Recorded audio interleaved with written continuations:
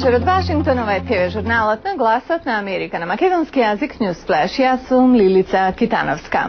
По разговорите во Нью Йорк на македонските преговарачи со посредникот на Обединетите нации за разликите околу името, Димитров вели дека со Протуѓер пред Нимиц ги реафирмирале аргументите на Македонија.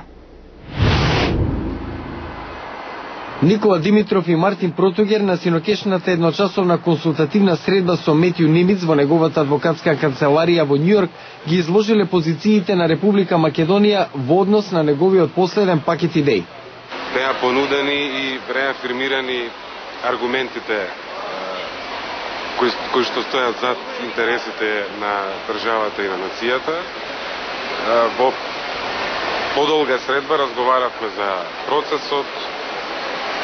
Не би можел нешто многу детали и околу суштината повеќе да кажам, бидејќи прашањето е исклучително значајно за нас, за Република Македонија, за нашиот народ и ќе биде контрпродуктивно и во однос на државниот интерес и во однос на процесот, нешто повеќе детали во овој момент да се кажат. Во секој случај мислам дека имавме една корисна средба. Рано е да се каже дали Нимиц ќе патува за Скопје и за Атина, но секако ќе има контакти со грчката страна во блиска иднина, изјави македонскиот преговарач за Гласот на Америка на македонски. Мартин Протуѓер, шеф на кабинетот на македонскиот премиер Никола Груевски, на прашање дали постои усогласен став меѓу премиерот и председателот за позицијата што била пренесена на последната средба во Њујорк, коментираше дека таа е резултат на претходна координација.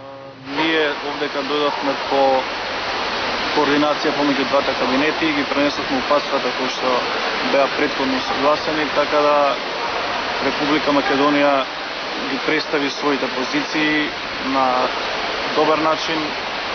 Тие позиции одговараат на државните интереси, одговараат на оно што значи стратегија на Македонија, на оно што значи национален интерес на Република Македонија. Грчкиот преговарач Адамантиос Василакис не беше присутен на средбата во Њујорк. Останува да видиме каква ќе биде реакцијата од Атина, откако македонската страна го предаде одговорот на последниот сет идеи од медијаторот Метју Нимиц. Јане Бојаджиевски, Глас на Америка на македонски, Њујорк. А од другите вести, азиските берзи денес скукнаа еден ден откако Американската централна банка ги намали каматните стапки за половина процент. Се крена и европските пазари, иако помалку од азиските. По втор пат за еден месец федералните резерви во САД ги намалија каматните стапки заради, како што беше образложено, наглото забавување на економијата, особено во областа на потрошувачката, на консументите и бизнес инвестициите. А полицијата во Индија вели дека во Сирија бомбашки напади во североисточната држава Асам убиени се најмалку 48 и повредени над 300 лица. Во моментов никој не ја презал одговорноста.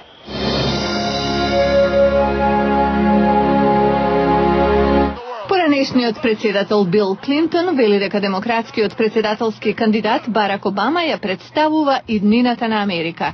Клинтон зборуваше на синокешниот собир со Обама во Флорида. Тоа беше нивни прв заеднички настап. Поранешниот председател кажа дека Обама треба да биде избран заради неговата филозофија, политички ставови и способност, особено на планот да ги менува животите на луѓето. Неколку часа пред собирот, неколку телевизиски куќи емитуваат 30-минутна програма во ударен термин, политичка рекламна порака во продукција на кампањата на Обама, која чинела милиони долари.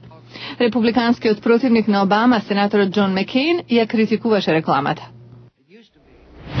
Цената на бензинот и намалувањето на резервите на нафта го направија енергетското прашање клучно во оваа председателска трка. На 20 председателски кандидати имаат различен приод за решавање на ситуацијата со енергетските потреби на државата. Еве што нуди секој од нив.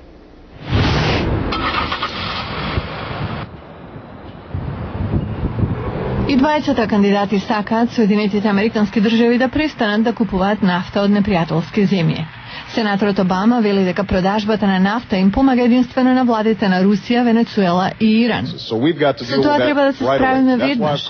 Затоа бараме инвестирање по 15 милиарди долари годишно за 10 години. Наша цел треба да биде ослободување од зависноста од нафта од Блискиот исток. Планот на Обама предвидува владина инвестиција во нови технологии за обезбедување енергија од сонце, ветер и океаните. Енергетските истражувачи се согласни дека парите може да помогнат. Ова е Рик Дрискол од Универзитетот во Флорида Атлантик. Така може да се направи вистински напредок, но ако ја гледате целокупната енергетска слика, сепак тоа е мала сума пари потрошена за оваа намена. Универзитетот работи на проект за добивање енергија од океанот, кој може да просперира според планот на Обама. Сепак, Дрискол вели, кој да биде избран за председател, мора да ја подобри координацијата меѓу јавниот и приватниот сектор за развој на технологии и нивно изнесување на пазарот. И сенаторот Маккейн е за свртување кон алтернативни горива. Негова идеја е за цврстување на врските со светскиот производител на етанол. Јас би ја елиминирал тарифата на увезен етанол од шекерна трска од Бразил. Но сепак тој преферира фокусирање на поголемо домашно производство на нафта. Можеме да дупчиме во близина на брегот, и тоа сега. Така ќе намалиме и цената по барел, зашто на светот ќе му покажеме дека имаме собствени резерви. И Обама е поборник за дупчење, но како дел од поширока солуција. Джордж Пинон е стручњак за енергетика од Центарот за политика на хемисферата. Тој вели дека политичарите се во право што се залагаат за тоа, но цената е погрешна причина за тоа. Крајбрежното дупчење е добро од стратешки причини. Тоа е од национален интерес, вели тој. За една недела гласачите ќе решат во која насока ќе се движи државата во наредните години. Го гледавте Newsflash на Гласот на Америка на македонски јазик, јас сум Лилица Китановска. До гледање.